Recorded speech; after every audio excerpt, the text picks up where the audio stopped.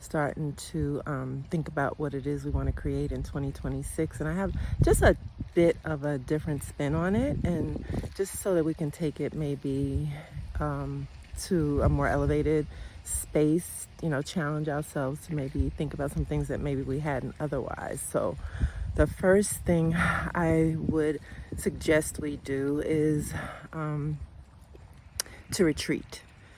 So we retreat in a way that allows our own voices to be louder than anyone else's, anything else. So often, as the busy women that we are inundated with other people's voices, priorities, and activities. And so a lot of times we just don't make time for our own. So the first thing I would say is to retreat and get quiet so that you can hear your own voice.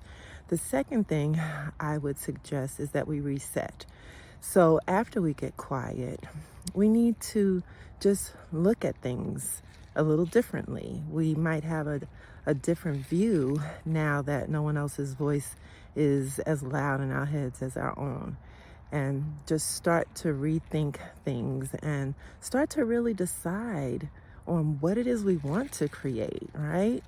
And then the next step would be to reimagine. Start imagining that life that we want to create in this next chapter with intention, right? We're going to put actions behind our intentions for 2026. And then the fourth step would be to release the things that no longer serve us.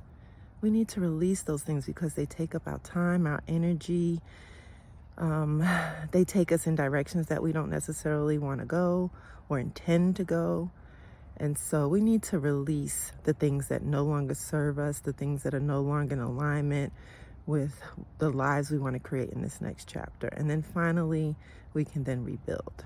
We've created a beautiful, fertile ground to start planting the seeds for the life we want to create, to start putting that vision into action. And so those are my 5 suggested steps. We want to first retreat, then we want to reset, then we want to reimagine, release, and rebuild.